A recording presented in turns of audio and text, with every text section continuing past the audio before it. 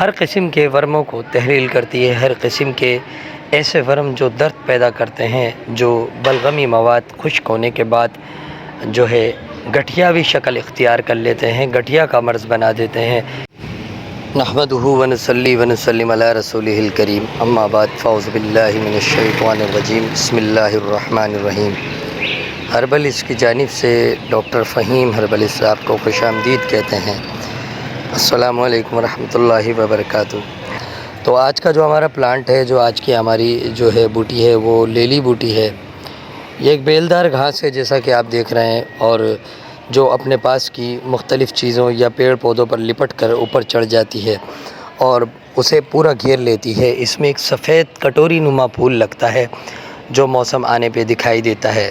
بہت کم دیکھنے کو یہ پھول ملتا ہے، سیم سنکھا ہولی کی طرح یہ پھول ہوتا ہے اور دور سے بہت ہی خوشنما اور بہت خوبصورت دکھتا ہے۔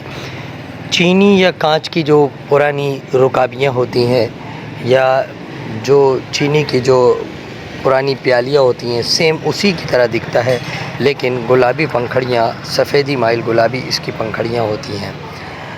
ناظرین، یہ تو ہے اس کی شناخت لیلی بوٹی کی۔ مزید بات کرتے ہیں ہم اس کے فوائد کی، تو سوائے برسات میں ہر موسم میں ہر جگہ عام دستیاب ہوتی ہے۔ اس کا مزاج گرم خشک ہوتا ہے، اسی لیے سرد مزاج آتشک اور جزام وغیرہ میں بے حد مفید ہے۔ اس کی مقدار خوراک 4 ماشا سے 9 ماشا تک ہے۔ اعلیٰ درجے کی مصفی خون ہے، محلل اور منفج اورام ہے۔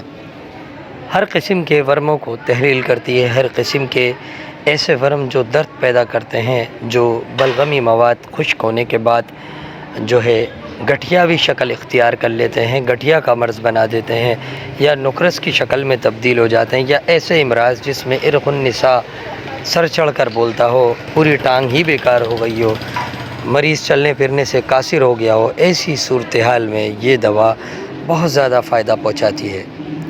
ناظرین، اس کے علاوہ اسے مرچ سیاہ کے ساتھ گھوٹ کر آتشک اور جزام میں خاص طور پر پلایا جاتا ہے۔ قدیم بوٹی ہے۔ یہ تھا مختصر سا تعارف لیلی بوٹی کا۔ ضروری سمجھوں گا کہ ڈاکٹر فہیم ہربلس کی طبی خدمات سے آپ کو آگاہ کروں۔ آپ سہراب گوٹ JDC آفس کے سامنے ہربل ہیلز کلینک کرتے ہیں۔ دبئی، کوئٹ، جدہ میں بھی کلینک کرتے ہیں۔ آپ مارننگ شو کرتے ہیں K21 اور GTV پر۔ آرٹیفیشل انٹیلیجنس کے ذریعے ساری دنیا میں ادویات کی ترسیل کی جاتی ہے۔ بطور خاص آپ آرگینک جڑی بوٹیوں سے ہی سے استفادہ حاصل کرتے ہیں، اور حکیم حضرات کی، کوالیفائڈ حکیم حضرات کی نگرانی آپ ان ادویات کی تیاری کا کام مکمل کرواتے ہیں۔ ناظرین، یہ تھا مختصر سا تعارف جناب ڈاکٹر فہیم ہربلس کا۔ مزید رہنمائی کے لیے آپ نیچے دیے گئے نمبر پر رابطہ کر سکتے ہیں۔